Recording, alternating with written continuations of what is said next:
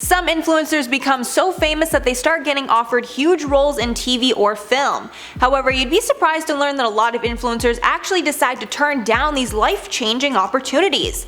I'm Mackenzie, and let's get into the top 10 influencers exposed for turning down major roles. But first, make sure to subscribe if you're new here and you want to see more. And at number 10, Colleen Ballinger. Colleen Ballinger rose to fame on YouTube playing the character Miranda Sings. Along with acting, Colleen is a phenomenal singer and performed in a lot of plays and musical theater shows over the years. Colleen recently revealed that she actually had an audition for Saturday Night Live a long time ago when she just started doing Miranda, but she decided not to do the audition because she was too scared. She says that she doesn't regret anything because she loves the way her life turned out, but everyone in her life thinks she's so crazy for never trying.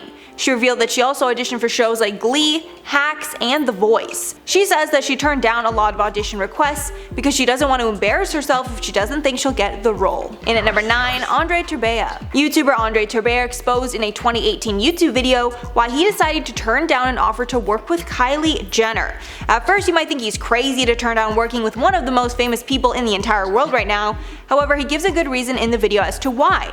So even though Kylie is the world's youngest self-made billionaire, she does not pay her employees well. Andre revealed in his video that the company representing Kylie said that their budget for the project was very little and he would essentially get paid in exposure.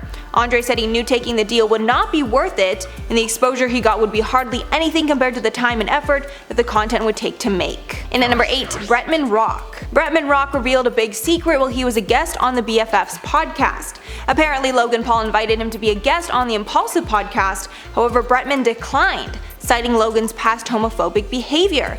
Apparently, during a 2019 episode of Impulsive, Logan said that he was going to go, quote, gay for a month. This came out while the gang was talking about New Year's resolutions. Logan said, quote, "It's male only March. We're going to attempt to be gay for just 1 month." But this comment got a lot of backlash, with LGBTQ organizations condemning him for his words.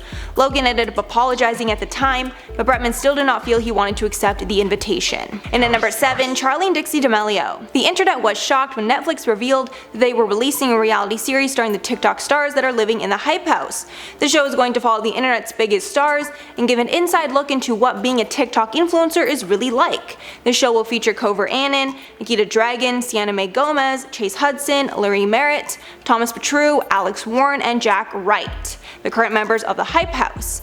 But many were shocked to see that TikTok's biggest stars, Charli and Dixie D'Amelio, would not be participating in the series, even though they are some of the most well-known members of the crew. The sisters didn't comment on their reasoning for not joining the show, but it's assumed that it would be a conflict of interest for their own reality TV show that's going to be coming soon to Hulu. Let me know below if you'd watch either of those. Honestly, I'll probably watch the Hype House one, I'm not even gonna lie. And at number 6, Zendaya. Zendaya was considered for the role of Aaliyah in the Lifetime biopic about her life called Aaliyah the Princess of R&B. Apparently, Zendaya made the decision to not partake in the film because, quote, the production value wasn't there. I guess that's kind of a nicer way of saying the budget was not up to her standards. Zendaya also said that she wanted to get a blessing from Aaliyah's family to do the film, but she was not able to reach them, so she decided to not move forward. The film did end up being made, with actor Alexander Shipp taking the lead role, without the family's approval. Halfway number 5, Will Smith. Will Smith admitted that he turned down the role of Django in Quentin Tarantino's Django Unchained. Apparently, the reason he was not able to seal the deal was because of creative differences between him and Tarantino.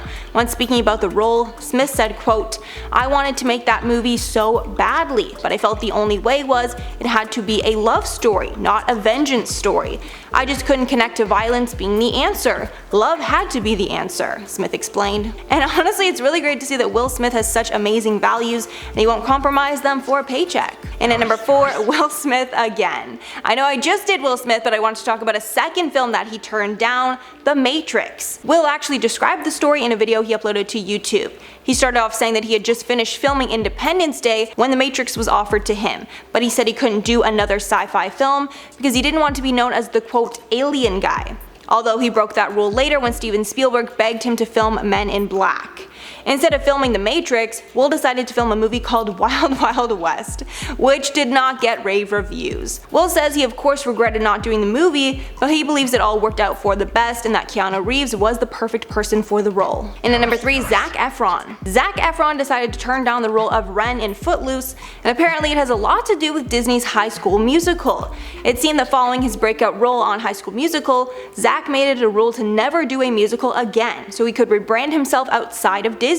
He said about turning down the role, quote, "I'm sure Footloose would have been a huge challenge, but the actors that I love and the actors that work really hard in this industry are always shaking things up, trying new genres, acquiring new skills." Zac later returned to working in musicals when he scored a part in The Greatest Showman, but I don't think he regretted that decision. And at number 2, Tana Mongeau.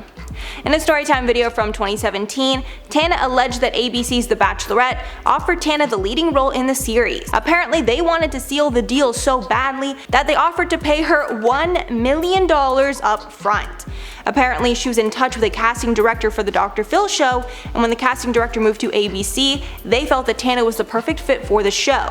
Tana claims that she thought about the deal for a long time, but she was in a relationship at the time and The Bachelorette didn't seem like a good fit for her brand. However, tons of people claim that Tana is lying, because she has been called out for lying or exaggerating her story times in the past.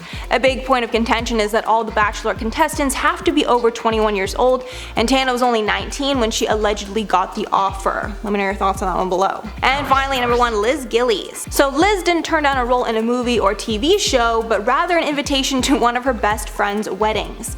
Liz and Ariana Grande have been good friends ever since they both starred in Victorious as teenagers, and have kept a close relationship ever since.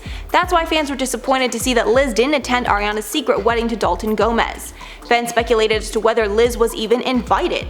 Liz cleared up the rumors on a recent appearance on Watch What Happens Live with Andy Cohen. When asked about the invite, Liz responded, quote, "I couldn't get off work to go to her wedding because we would have had to be cleared for like 7 days to fly. So not only could I not tell anybody, I also couldn't even ask for the day off and I couldn't get the day off." But she added that she would have loved to be there. So that's all for the list, guys. Please let me hear your thoughts on this one below. But before I go, I'm gonna shout out some comments from my video on the couple sued for a 1-star review. S. Gonzalez said, "Company cries about its reputation over 1-star review, makes it known all over the internet." Yeah, the couple are the ones I'm sure that got the media involved because it's such a crazy story, but yeah, that is like the best self-own. Absolutely love to see it. Then Kelly said, "I feel like they should be able to counter-sue, especially for emotional distress or harassment.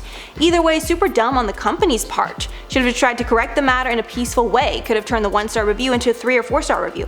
Yeah, that's been my experience. Usually you leave a 1-star review and the company does what they can to just, naturally change your mind and then you'll delete the review. Like, their only complaints were literally that they didn't finish the job and that the receptionist didn't give them the information and was like rude to them. 2 things that could have been super easily fixed. Just give the information about when you're finishing the job and then finish it, and it would have been over. Really a simple thing to correct. It was so stupid. Then Sarah said, "I can only imagine what the review section looks like now." So I looked at their Google reviews and their Google reviews haven't really changed. I don't know if Google maybe stopped people from giving reviews or people have been leaving Google ones, but their Yelp, however, has a ton of 1-star reviews, so absolutely love to see it. Not that I'm condoning that, but people feel they want to share their experiences. That's what the internet's there for. Alright guys, that's all for the video today. Thanks so much for sticking around if you made it all the way here. If you liked the video and you want to see some more, make sure to like and subscribe to the channel below.